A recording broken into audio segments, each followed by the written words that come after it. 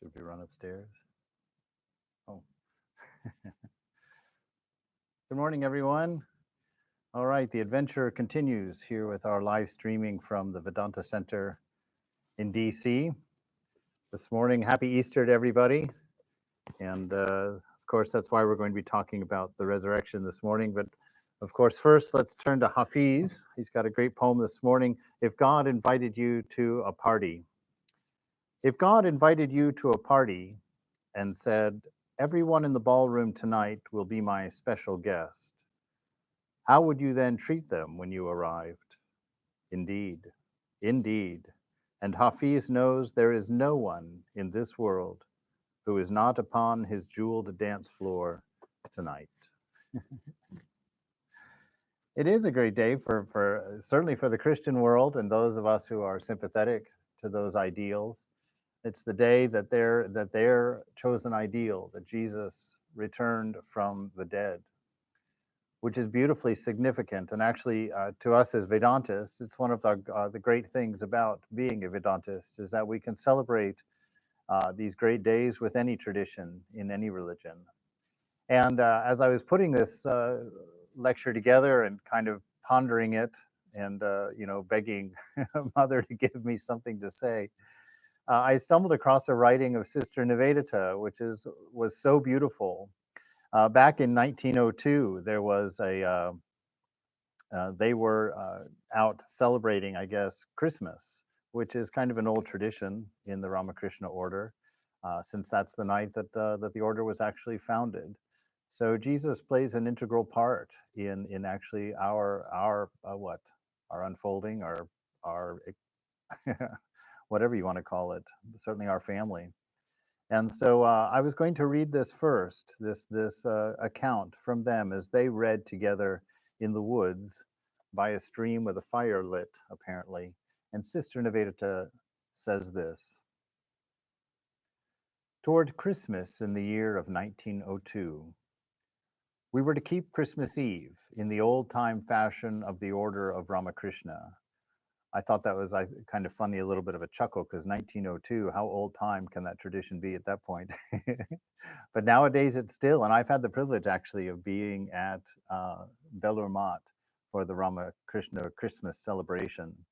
And they don't hold back at all. It's a beautiful celebration. Just they fill the floor of the temple with cakes and cookies and ice creams and icings and just a huge variety of delights that they offer to Jesus. And then, of course, there on the shrine, they place the picture of Jesus and his mother, the Holy Mother, Mary.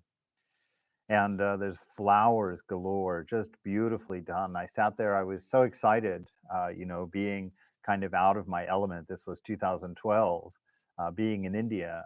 And just to see a celebration like that, I was returned to my childhood and going to church and seeing the decorations and, of course, our own decorations at home. So here in 1902, Sister Nivedita undoubtedly is feeling the same connections, the same warmth, as she's sitting with some of the direct disciples and some very close devotees of Thakur. We were to keep the Christmas Eve in the old-time fashion of the Order of Ramakrishna. One of the monks held a long crook, and we had with us a copy of the Gospel of St. Luke, wherewith to read and picture the coming of the angels and the singing of the world's first Gloria. So you can see she's feeling somewhat transported. I like the idea that someone brought a crook along. I'm imagining he's referring to the crook that a shepherd carries with the big hook on the end so that he can pull the sheep and control them a little bit more. Anyway, one of the old icons. So somebody thought to bring that along to the woods for this celebration.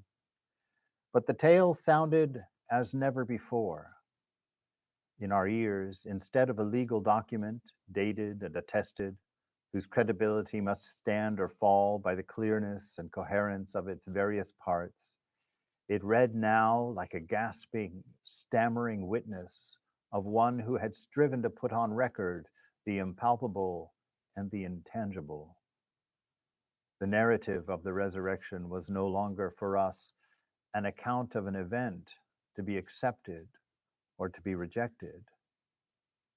It had taken its place forevermore as a spiritual perception, which one who experienced it had striven, not always successfully, to put into words. The whole chapter sounded fragmentary, cumulative, like some longing attempt to convince, not the reader only, but even to some extent, the writer himself. For we not for had we not had our own glimmerings of a like back coming to put beside it? She's thinking of Thakur. This is not so terribly long after his moving on, after his passing. So they're seeing in Thakur what they see in Jesus, and seeing in Jesus what they see in Thakur, which to me is the magic of the Vedanta, the knowing that all religions are true and that the beloved has each one of us in his care, that actually our lives, our day-to-day routines, everything about them is scripted and consigned to bring us to our highest realization, to bring us home, to fulfill that relationship. And it really touches my heart here to see Sister Nivedita and these men around this fire and thinking of the beloved and making that connection and feeling the pain of separation as Thakur has left the world, and knowing the longing of the disciples of Jesus, knowing the pain of having lost their beloved that they could no longer speak with, they could never go to see in a temple or for a visit, and really giving birth to our own condition, where we now have to look back 100 years or more to see and to find that connection in books and in prayer.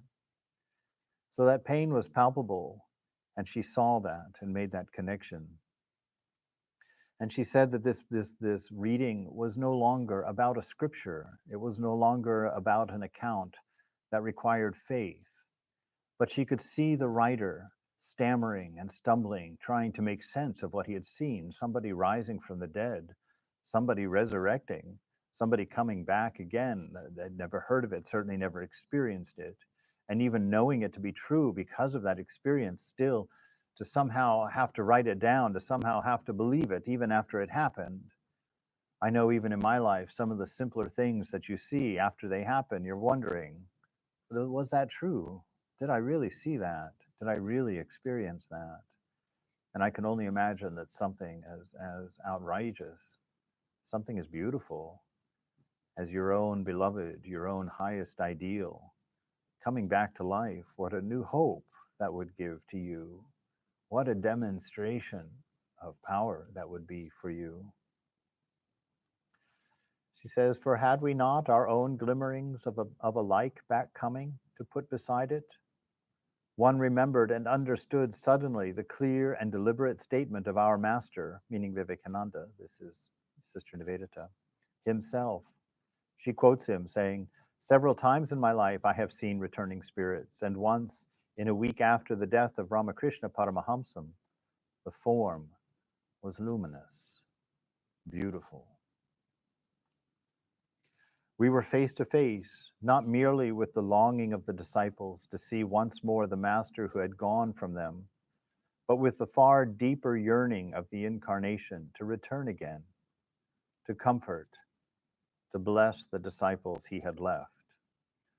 So she's seeing not only her own longing, but understanding the longing of the beloved to have the company of the disciples, the devotees. In our own scripture of the Gospel of Ramakrishna, we see that longing that Thakur had to be with us, to be with the devotees. How many years he wept and stood at the top of the temple calling out, my devotees, where are you? Come. My soul burns within me to see you. And that relationship is the essence of resurrection.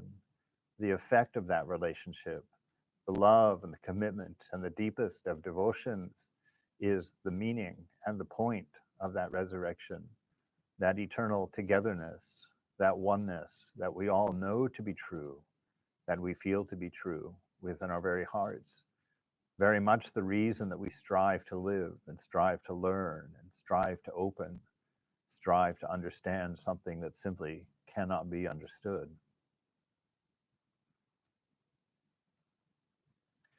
Did not our hearts burn within us while he walked with us that way? She's quoting one of the scriptures. We're going to read Luke 24 here, but I want to set the same mood that Nivedita was experiencing as we hear it, so that maybe in some way we can see it as palpable and as real as she is experiencing it. To be able to see things that aren't said, to understand things that are only hinted at, that the heart will open, the heart will hear a spiritual perception, not just a writing of an account, something to believe or not believe, something to take in or push out, but to hear the heart, to hear the devotion, to hear the wonder of the love that was being awakened, the hope that was being awakened in this event. An event that we celebrate today. This is what Easter is all about. It's the day of the resurrection, the day when the tomb was opened and Jesus appeared to many of his disciples, hundreds of them actually, and caused so many eyewitness accounts of people trying to digest this event, to try and place a meaning to it, to understand its implications. And I dare say 2,000 years later, people are still trying to understand that, to figure that out. He was known unto them in the breaking of bread. Even so, only a touch here, a word there, a moment of sweetness or a flash of inner clearness and knowledge. Any of these had been sufficient at various times in those early weeks to bring back the throbbing awareness of the beloved presence. Indeed, to bring back the throbbing awareness of the beloved's presence. Isn't that our own devotion, our own practice even now? With the mingling of doubt and the assurance in its poignant longing. Yeah, mixing in with our doubt, our insecurity, our unsureness as we see the world from a body that undeniably is melting away from our hands, watching the world pass before us. So with that setting, with Sister Nivedita, with the direct disciples sitting around a fire in the woods by a stream, I want you to listen to the account that Luke makes of these last days of Jesus and his resurrection. On the first day of the week, very early in the morning, the women took the spices they had prepared and went to the tomb. They were going to prepare the body of Jesus. You know, it had been buried and it was there, and they were going to put these aloes and perfumes on the body out of love, out of devotion.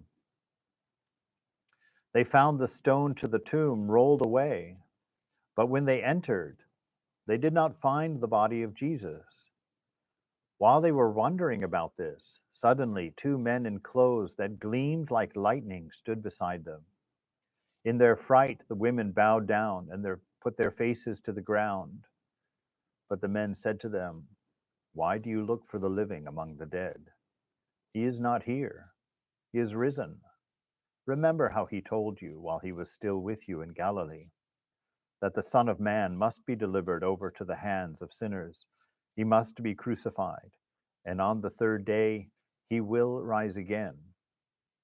Then they remembered his words. But they did not believe the women when they went to tell the other disciples, because their words seemed like nonsense. Peter, however, got up and ran to the tomb. Bending over, he saw the strips of linen lying by themselves, and he went away, wondering to himself, "What has happened? What has happened?" Now that same day, 2 of them were going to a village called Emmaus, about 7 miles from Jerusalem. As they talked and discussed these things with each other, Jesus himself came up and walked along with them, but they were kept from recognizing him. I wondered about that as a child. I was like, how could you not recognize him? But certainly when you think about it, if someone has died and they're walking with you, certainly your mind is going to make up every possible explanation for this person. Wow, they look just like Jesus, but they could never be Jesus. How could that be? So he's walking with them, and as they are walking and talking, they were kept from recognizing him. And he asked them, What are you talking together about as you walk along? About Jesus of Nazareth, they replied. Who is that? He was a prophet. Oh, powerful in word and deed, before God and before all the people. The chief priests and our rulers, they handed him over to be sentenced to death, and they crucified him. But we had hoped that he was the one who was going to redeem Israel. In addition, some of the women have amazed us. They went to the tomb early this morning, but they didn't find the body there. They came and told us that they had seen a vision of angels who said he was alive. He said to them, "How foolish you are, how slow to believe all the prophets that all the prophets have spoken. Did not the Messiah have to suffer these things and then enter his glory?" And beginning with Moses and all the prophets, he explained to them what was said in the scriptures concerning himself. As they approached the village to which they were going, Jesus continued on as if he were going farther. But they urged him strongly, "Stay with us, for it is nearly evening and the day is almost over." So he went in to stay with them. When he was at the table with them, he took bread, he gave thanks, he broke it, and began to give it to them. Then their eyes were opened. They recognized him, and he disappeared from their sight. He did with them what he did the night before his death, on the Passover, when he broke the bread and instituted the Lord's Supper, that when you take this bread and when we drink this wine, remember me. At that time, they wouldn't know what the significance of that was. He was alive. He was with them. They were having their Passover dinner together in the upper room. What could he possibly be meaning, "Do this in remembrance of me"? And now he's been crucified. They've suffered that loss, the burning in their heart as they walk with him and hear him and know of the presence, but can't put it together. And here in the inn, one more time, he breaks the bread and passes it around. And the message, the symbol is too strong. Their eyes are opened and they recognize him, and he vanishes. They got up and returned to Jerusalem at once. There they found the 11 and those with them assembled together and saying, "It is true, the Lord has risen. He's appeared to Simon." And then the two told what had happened on the way and how Jesus was recognized by them when he broke the bread. While they were still talking about this, Jesus himself stood among them and said to them, "Peace be with you." They were startled. They were frightened, thinking they saw a ghost. And he said to them, "Why are you troubled? Why do your doubts rise so high in your mind? Look at my hands. Look at my feet. It is I myself. Touch me. Touch me and see. A ghost does not have flesh and bones, as you see that I have." When he had said this, he showed them his hands. He showed them his feet. He said to them, "This is what I told you while I was still with you. Everything must be fulfilled that is written about me in the law of Moses and the prophets and the Psalms." Then he opened their minds so they could understand the scripture. He told them, "This is what is written. The Messiah will suffer and will rise from the dead on the third day, and the repentance for the forgiveness of sin will be preached in his name to all the nations, beginning in Jerusalem. You are witnesses of these things."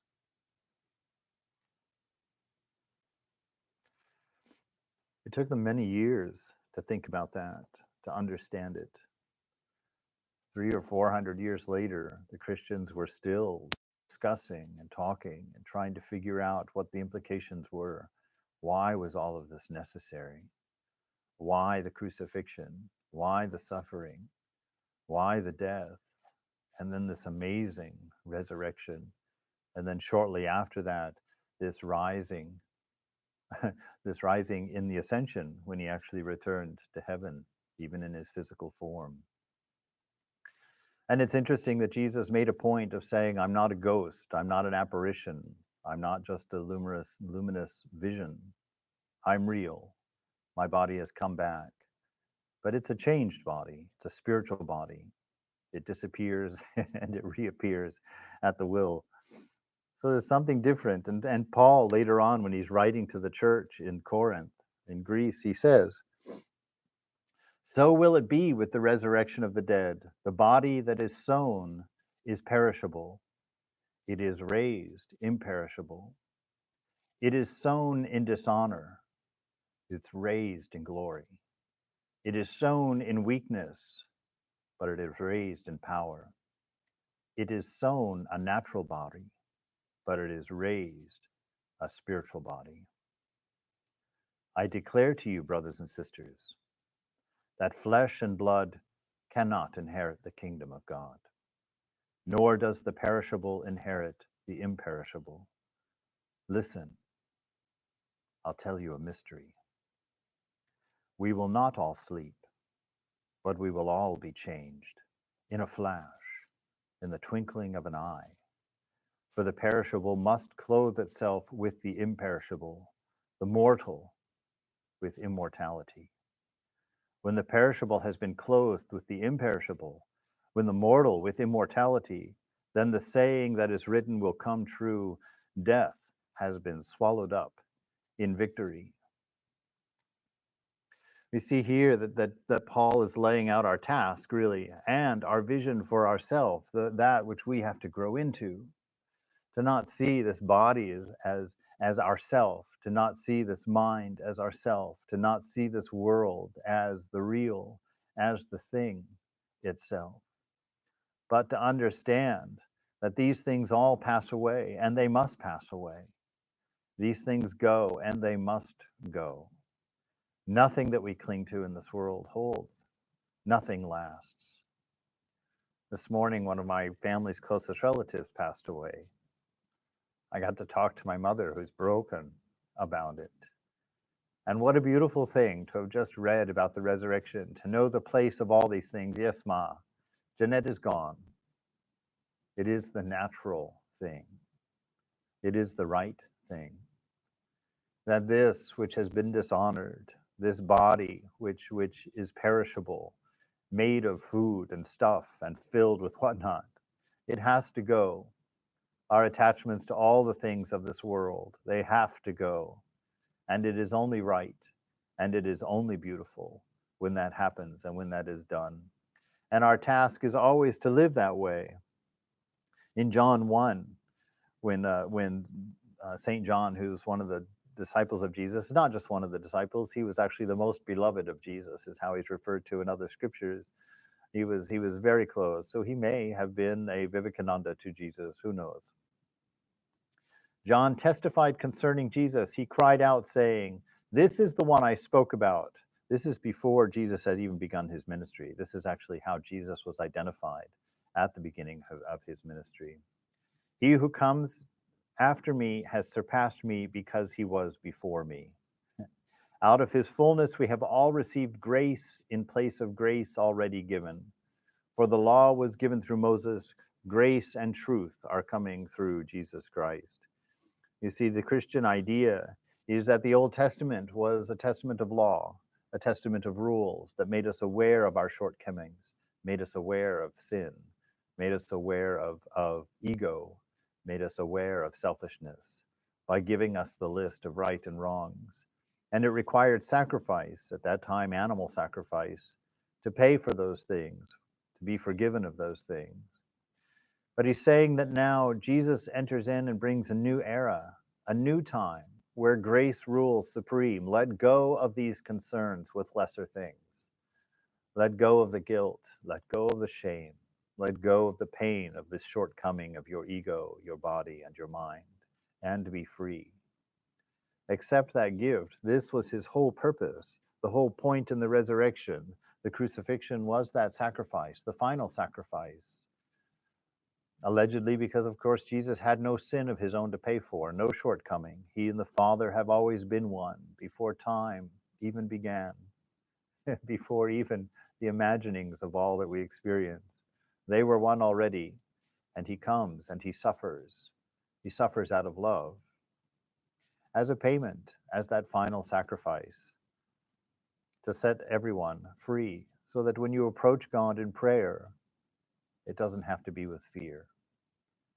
That when you approach your beloved in meditation, it doesn't have to be with trepidation. There's no angst there.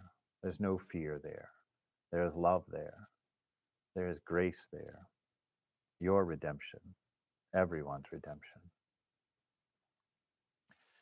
In Inspired Talks, Vivekananda says, will as will is bound. Will belongs to the ego, to the body, and to the mind. The self has no will. There is nothing necessary. If God has a will before it even forms, it is. It's isness. He is existence itself. There is no will there. There's no plan there as such. He says, will as will is bound. The water, when melting on the top of the Himalayas, that water is free. But becoming the river, it is bound by the banks. Yet the original impetus carries it to the sea, and it regains its freedom. The first is the fall of man. The second is the resurrection. Not one atom can rest until it finds its freedom. See, Vivekananda understood the nature of the resurrection. He understood the freedom that it promised. That Jesus showing this world has no power over you. You are not a victim here. You are not weak here. It is not the truth that you are limited and small. It is not true that there are things to fear and the sense of other that drives that fear. He's saying that here that it's through this resurrection of self, this resurrection of promise, this resurrection of knowledge, this knowledge of who you are, what your nature is, what the grand design really is, to know the immortality, to know the infinity, to know what it is to have love absolute, unconditioned, pure, and eternal. To have that experience, then the old seed dies, as all seeds do, and give birth to the new, to the plant of whatever type. And the nature of your seed, the nature of this body and mind, is God Himself. Love, existence, intelligence, unchanging. In volume 6 of his complete works, Vivekananda goes on. Freedom is inseparably connected with immortality. You see, Jesus had to rise again. He could not be bound by death. It is one thing for that to be words. It is one thing for that to be a philosophy or an idea. It was something very different for those disciples on the road to Emmaus when they saw Jesus, who had died, who had been beaten by death, who had been conquered by death. There was no surprise in that. There had never been anything different than that. That is the way things are. In this world, everybody's knee bows to death. And here was the promise revealed. Here was a demonstration of authority. Here was a demonstration of power, the power that lies resting within each one of us. The knowledge, the demonstration, the witness that death is but a change and nothing more, and it has been overcome. Freedom is inseparably connected with immortality. To be free, one must be above the laws of nature. Laws can't bind you. Why? Because of grace. Your debt can't bind you. Why? Because of grace. Karma belongs to the mind. You're only of the mind when you believe yourself to be the mind. Transcendence is freedom. Death to the body and death to the mind is freedom.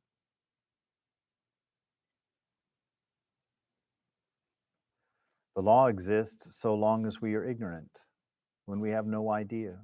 We have no idea what we are, who we are, the nature of things. We stumble along, grasping after things that the body asks the mind for, and then the mind reveals to the spirit for, these desperate hungers that follow the body and mind all through life, clamoring constantly to fill desires that seem to run through your fingers as soon as the effort is expended and the desire is fulfilled, a new one wakes in its place.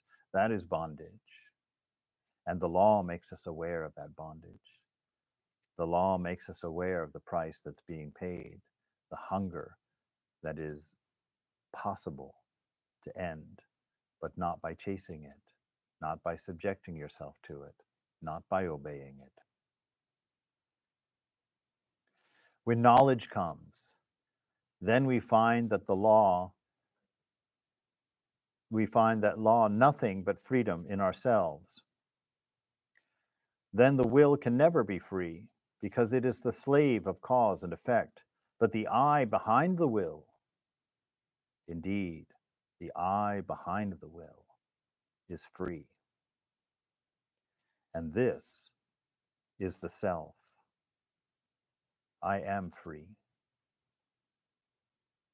That is the basis on which to build and to live. And freedom means immortality. That's the thing Swamiji says to repeat over and over and over again. I am free. You know, in one of those little lecturette things that I'm doing in the mornings now, we talked about that. You have three circles. The outer circle is the self, and it contains all. Everything is within the self. And the second circle is mind. It's the self, but with limitations, but more subtle than a body. And then within mind is a smaller circle, the body, even more limited. I call the three circles very similar to the outer circle being steam. You know, doesn't have a form, really doesn't seem to have any existence. Steam in its real form isn't even white. That's when it begins to cool. Absolutely free and formless. And then it condenses into liquid. And liquid has a form. You can see it, you can touch it, you can taste it, but it can be any form. It's not that restricted. It moves about quite a bit. But within that, you can have ice. And ice is the most restricted of them, and that is the body.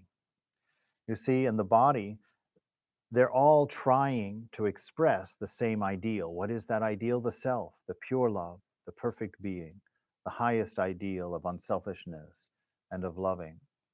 And only the self can express that, can manifest that perfectly, which is why the beloved Thakur calls himself a hole through which God can be seen. That formless, infinite self only can manifest that highest ideal. When that gets caught into a mind, the mind has its sets of desires. How does the mind betray a need for oneness? By relationship. By relationship, by reaching out and trying to take things, trying to take ideas, trying to build knowledge, trying to gain confidence, trying to become powerful, to overcome, all sense of insecurity. But it's impossible to do that. Something finite could never contain something infinite. And then below that, the body trying to do the same thing, trying to express the nature of self. That's what desire is in its true form, in its understood form when we have knowledge. The desires of the body are all wholly from that perspective because we know it's just the body trying to manifest its infinite self. Your desire for pleasure is your desire for that secure, infinite tranquility of the self, that unchanging self. All of the body's needs to conquer and to control and to run after power is simply a search for that security of oneness, that stability of unconditioned love. All of its search for pleasure is for that bliss, that immortal bliss that is its own. All of its quests, if you look at them and understand them through discernment, as Thakur says, you can see this and you can stop chasing the symbols that leave you hungry and empty because they cannot be given to the mind. You see, in those three circles, the body has its idea of the self. Its inner knowledge somehow is built into it, tries to manifest it, can't. All of its desires are generated automatically and it hands them to the mind. I want food because I want to be eternally secure. I want to be eternally whole. I want friends. I want pleasure because I want the bliss, the immortality, the fearlessness of what I know my being to be. but I'm stuck in that world of the most limited, stuck in that world of the ice cube, as it were. So it goes to the mind and says, mind, give me this, give me this. And your mind says, yes, hunger, that's good. We have to now feed the body. Oh, yes, pleasure. We have to go find pleasure. So the mind shows you the battery, as it were, the empowerer of both of those things. And you, through your identity, think you're sympathetic with the mind. Yes, yes, I'm a mind. Yes, yes, yes. Oh, yes, I must have that. And you sympathize with the body because you identify with it. Yes, yes, those desires are my desires. Those needs are my needs because you don't have any of your own. The self is free. The self is eternal. But it believes the story. It believes these limited forms of itself, these reflections, these symbols of itself. But if in your life you're able to separate that out and you can identify first when the desire arises, don't think about the desire and its promise. Good Lord, that's the thing that takes us down, is this eternal promise. Every desire says, I'm going to give you what you need. I'm going to give you what you want. It's going to be great. You're going to love it. And you fall again to that same delusion over and over and over again, bound by law, bound by karma, stuck on the wheel that keeps running over you again and again. Instead of running after it, ask, where is this desire coming from? Is it a body desire? Is it of the physical? You know, is it of the physical? Or is it a mental desire? Is it coming from the mind? So you can find out the source of where this desire is coming from. And the importance of that is to know that it's not coming from you. It is not your desire. It's a request of the body made to the mind, being reflected to you. And you can make your own choices through the buddhi. No, the body doesn't need more food. It doesn't need the fifth piece of cake today. No, it doesn't need to skip another meditation. No, that's not the best thing. But because it's not your desire, because you're not bound up in identifying with it, you can stop being victim to it. It is no longer having to control yourself, but controlling your disciples, the body and the mind. They're your disciples. They're yours to raise up. You can remind them of the nature of that desire. I am the fulfillment of that desire, body. I can take my repose even now without those demands. Be content. No mind. That is not my desire. That is not our need. We are already one. We are already immortal. We are already full. We are already intelligence itself. And you train the mind, you train the body, and that incessant screaming of the spoiled toddler's lessons goes away and reveals to you a freedom, the freedom of immortality, the resurrection of yourself in itself and for itself. Freedom is inseparably connected with immortality. Paul says when he was writing to the church in Colossus, he says, since then you have been raised with Christ. You see, so it's not the thing that we do after death, even in the Christian world, although that's so often associated. You know, one of the first things that I used to say about Hinduism when I was first studying it is I really appreciated the fact that Hindu immortality starts now. You know, I was raised with an idea of Christian immortality that would happen at some later point after I died, after I went through the scariest part of mortality. But to know that your immortality is now. You have been raised with Christ. Set your hearts on things above. Set your hearts on the things of your highest nature, loving and unselfishness. Where Christ is, where your highest ideal is, where the beloved dwells, seated at the right hand of the beloved. Set your minds on things above, not on earthly things. There's a very straightforward piece of practice for you. Do not set your mind on earthly things. Don't sit there and ruminate about your next vacation. Don't sit there and ruminate about when you're allowed to go outside of your house again. Don't sit there and count all of the things that you don't have and put your mind on all of the limitations and the restrictions that the body and the mind present to you. Don't dwell there.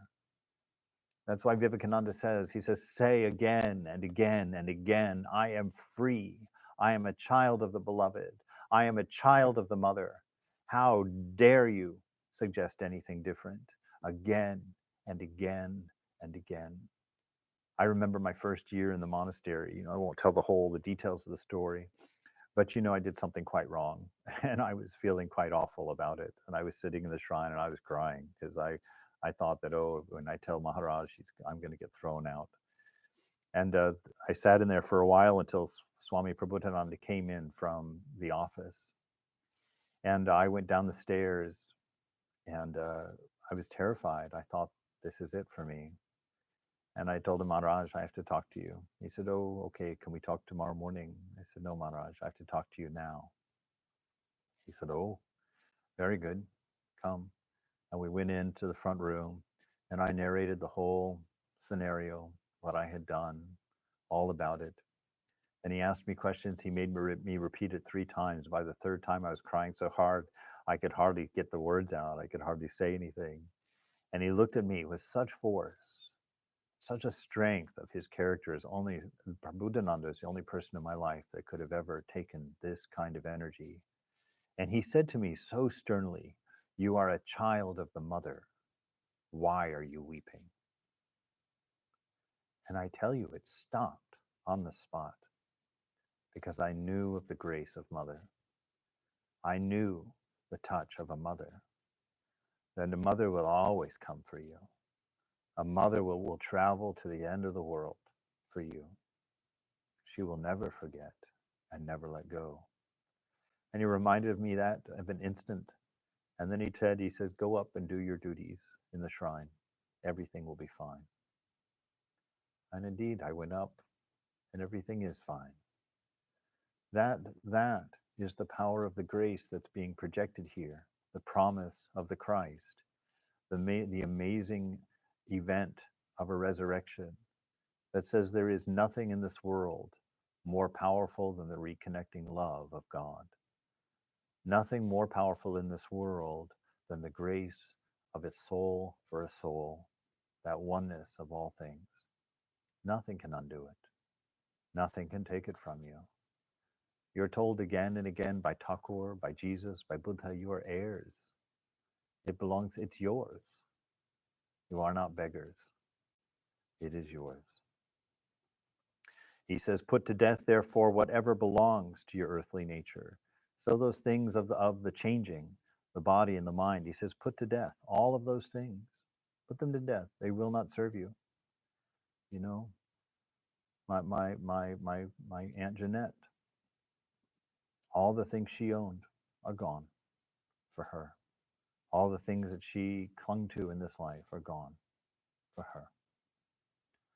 What's remaining is enough. Union with the beloved, knowing God, knowing grace.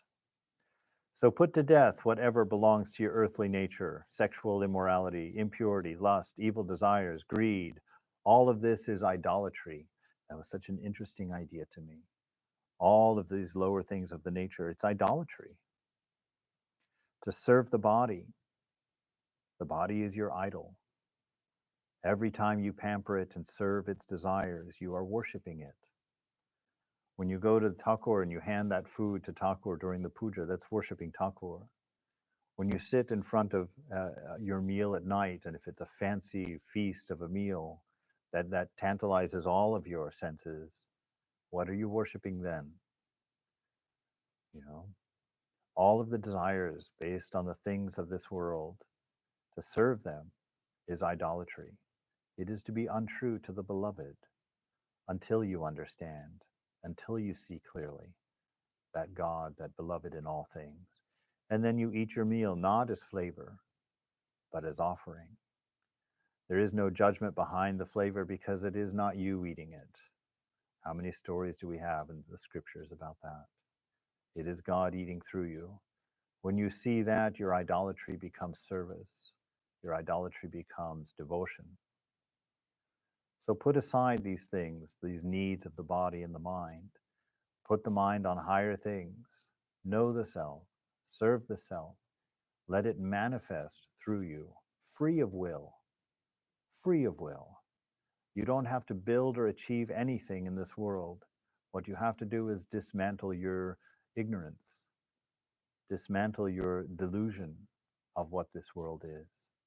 See it as the beloved in all things, and it becomes worship. It becomes beautiful, and it doesn't end. But now he goes on. He's going to drive this point home. It's Paul, after all. He's always compelled to really drive this point home. He says, "But now you must also rid yourself of all such things as these: anger, rage, malice, slander, filthy language from your lips. Do not lie to each other." Lying comes in so many forms for each other. When we parade our strengths around, that's lying. When we parade our greatness around, when we parade our wealth around, that's lying. That's not what we are. That's not what makes us happy. That's not God manifesting. That's ego crystallizing the bars that trap you in your little prison cell. Do not lie to each other, since you have taken off the old self. This is your resurrection, killing the body and its desires in a symbolic way in that sense, and giving birth to the glow, to the wonder, to the brilliance of your true nature. You have taken off your old self with its practices, and you have put on a new self, which is being renewed in the knowledge and the image of its creator. Love absolute, intelligence absolute, and the beauty of being. Those are the things we wear. Those are the things we delight in. Those are the things we take our comfort in. And those are the things that are manifested purely through Jesus, through Ramakrishna, through Buddha, through all of the great manifestations, the love letters of God. Here there is no Gentile or Jew. There is no circumcised or uncircumcised, no barbarian, no Scythian, no slave or free, but Christ is all and is in all, the beloved everywhere. The highest realization, Thakur says, to see the beloved everywhere, always around you, to finally have reached a perspective of the soul, not a perspective of mind or a perspective of body, but a perspective of soul, will show you the real nature of the world. And then viruses, life, death, violence, good, bad, all melt away into simply a reflection of divinity.